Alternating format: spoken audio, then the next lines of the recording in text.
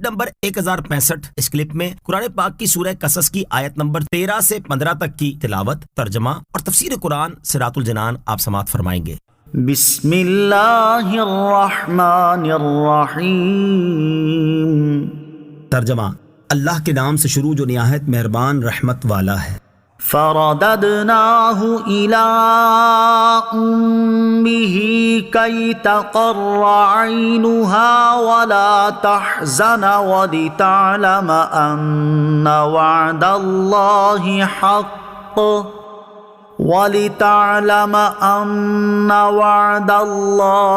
حق ولكن اکثرهم لا يعلمون۔ ترجمہ، تو ہم نے اسے اس کی ماں کی طرف لوٹا دیا تاکہ ماں کی آنکھ ٹھنڈی ہو اور وہ غم نہ کھائے اور جان لے کہ اللہ کا وعدہ سچا ہے، لیکن اکثر لوگ نہیں جانتے۔ فرددناہ الی امہ، تو ہم نے اسے اس کی ماں کی طرف لوٹا دیا۔ ارشاد فرمایا کہ ہم نے حضرت موسیٰ علیہ السلام کو ان کی ماں کی طرف لوٹا دیا تاکہ بچے کو پا کر ماں کی آنکھ ٹھنڈی ہو اور وہ اپنے فرزند کی جدائی کا غم نہ کھائے اور وہ جان لے کہ اللہ تعالیٰ کا وعدہ سچا ہے، لیکن اکثر لوگ یہ بات نہیں جانتے اور اس سے متعلق شک میں رہتے ہیں۔ حضرت موسیٰ علیہ السلام اپنی والدہ کے پاس دودھ پینے کے زمانے تک رہے اور اس عرصے میں فرعون انہیں ایک اشرفی روز دیتا رہا۔ دودھ چھوٹنے کے بعد حضرت موسیٰ علیہ السلام کی والدہ آپ کو فرعون کے پاس لے آئیں اور اس کے بعد آپ وہاں پرورش پاتے رہے۔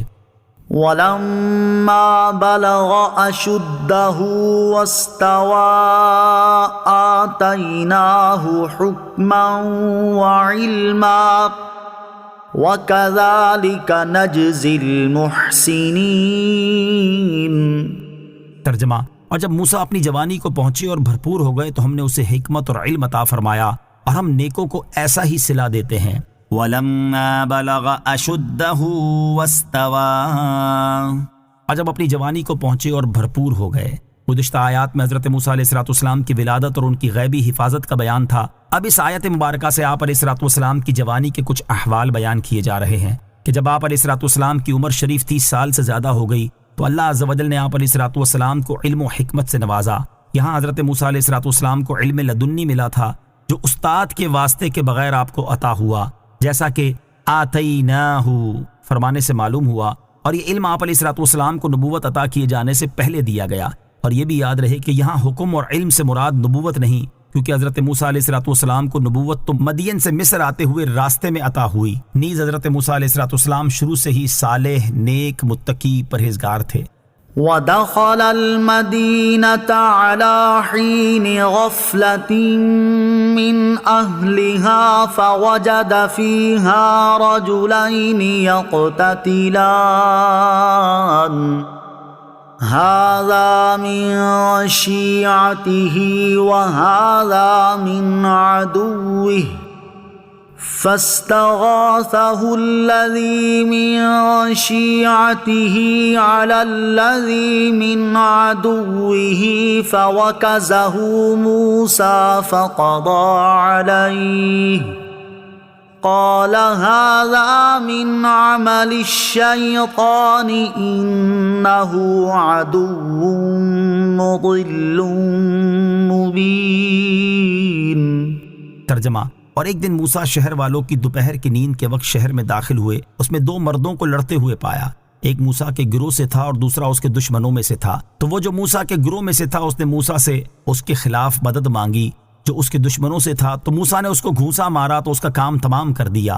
پھر فرمایا یہ شیطان کی طرف سے ہوا ہے، بے شک وہ کھلا گمراہ کرنے والا دشمن ہے۔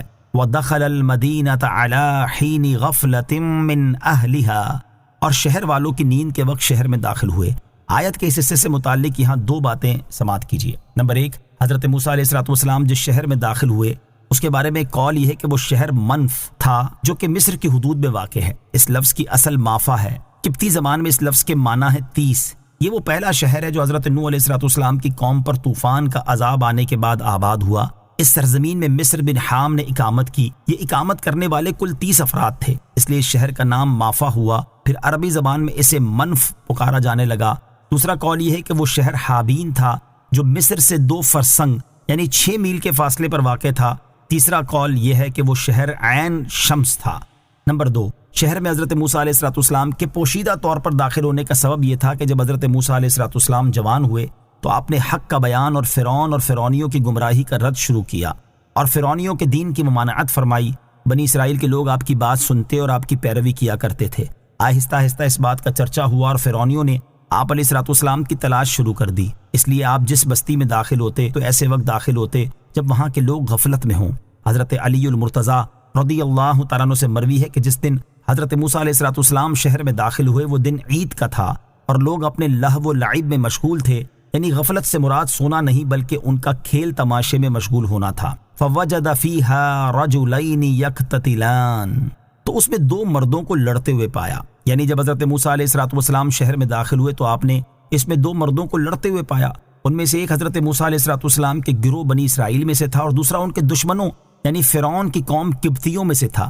یہ اسرائیلی پر جبر کر رہا تھا تاکہ وہ اس پر لکڑیوں کا انبار لاد کر فرعون کے کچن میں لے جائے۔ چنانچہ جو مرد حضرت موسیٰ علیہ السلام کے گروہ میں سے تھا اس نے حضرت موسیٰ علیہ السلام سے اس کے خلاف مدد مانگی جو اس کے دشمنوں سے تھا، تو حضرت موسیٰ علیہ السلام نے پہلے اس قبطی سے کہا تو اسرائیلی پر ظلم نہ کر اور اس کو چھوڑ دے، لیکن وہ باز نہ آیا اور بدزبانی کرنے لگا۔ تو حضرت موسیٰ علیہ السلام نے اس کو اس ظلم سے روکنے کے لیے گھونسا مارا تو وہ گھونسا کھاتے ہی مر گیا۔ آپ علیہ السلام نے اسے ریت میں دفن کر دیا اور آپ کا ارادہ اسے قتل کرنے کا نہ تھا۔ پھر آپ علیہ السلام نے فرمایا اس قبطی کا اسرائیلی پر ظلم کرنا جو اس کی ہلاکت کا باعث ہوا، یہ کام شیطان کی طرف سے ہوا ہے اور بے شک وہ کھلا گمراہ کرنے والا دشمن ہے۔ ایک قول یہ ہے کہ اس آیت میں ہذا سے اس قتل کی طرف اشارہ ہے جو حضرت موسیٰ علیہ السلام سے بلا ارادہ ہوا، یعنی قبطی کو قتل کرنے کا کام در حقیقت شیطان کی طرف سے ہوا۔ اس بات کی مزید وضاحت اگلی آیت کی تفسیر